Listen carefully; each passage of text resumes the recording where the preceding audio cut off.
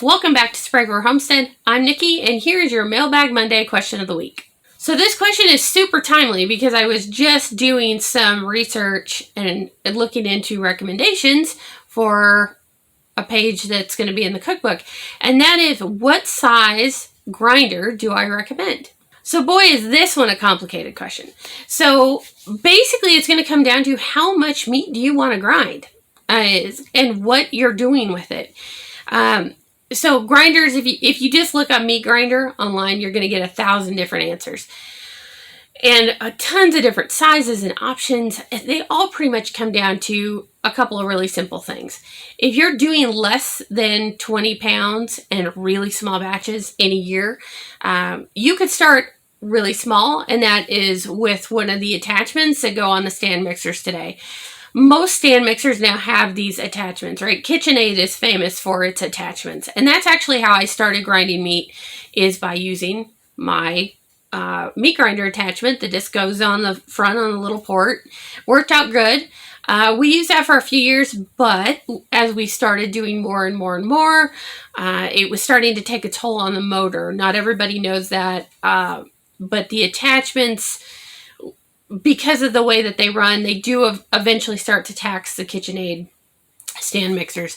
What I found out later is I have the basic unit. They tell you that if you're grinding more than about 20 pounds of meat in a year, you're going to eventually kill the motor. So luckily, didn't kill mine, but I did knock a few years off for a lifespan, I think.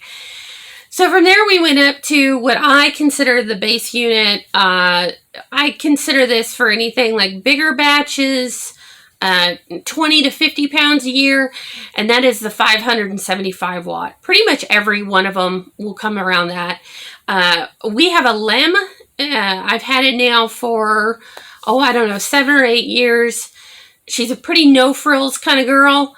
It's only got 2 or 3 grinding plates. It does have the sausage stuffer attachments. Not that we use it very often. But it's worked great for years. But as we've decided to start doing some raw feeding for the dogs, it is not recommended for bone. So for most small homesteaders, I would say a 575 is more than adequate, unless you're processing cows or a lot of real heavy meat at the house. If you're going to do that, then go up to what is about a 1 horse. And a lot of those, that's what we've just purchased, a lot of those will have the capability of grinding soft bone. This is like most of your rabbit bones, your poultry bone, that kind of stuff, that can also be used for raw feeding your dogs. The nice thing about the 1 horse, I've only had her out and used it once. The hopper is a little bit bigger. You're going to find that no matter how big you go, the hoppers tend to be pretty small, and that's a safety feature. They don't want you sticking your hand in it. But it is a little bit bigger, and like the new one I just bought has, I think, like 5 or 6 different grinding plates. You can do a ton of different stuff with it. Came with some cool stuff, like some meat shredding claws and whatnot. But for most people, 575 is more than enough, and they're affordable. When I bought mine, now granted this has been, like I said, 7-8 years ago, I got mine on sale for like $79. They tend, from what I could find on Amazon, they go for about $100 now. The bigger ones, when you start hitting a horse and up, you're looking at $200 all the way up to like $400 and $500. So if you haven't done meat grinding before, I would err on the smaller side of that, right? I would probably go ahead and buy the 575. The big thing is, if you don't already have the meat attachment for your stand mixer, they're pretty close to the same price as just buying a standalone, and you'll get better performance out of the standalone unit. So I would probably recommend going with that. So there you go. There's my opinion on it. You can do lots of research. I found a homesteading channel that said that if you're not buying at least 1.5 horse or 2 horse meat grinder, you're wasting your money. Not sure about that. We've made do without one for a very long time. But do your own research, come to your own conclusions, see what's available. Right now, a lot of things aren't available, as we know.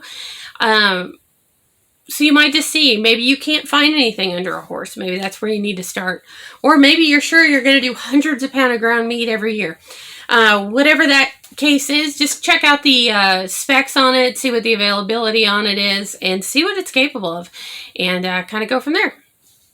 All right, so there is your answer to this week's question. Feel free to kick me an email if you have other questions, srhomestead@yahoo.com. We're also on Facebook, Instagram.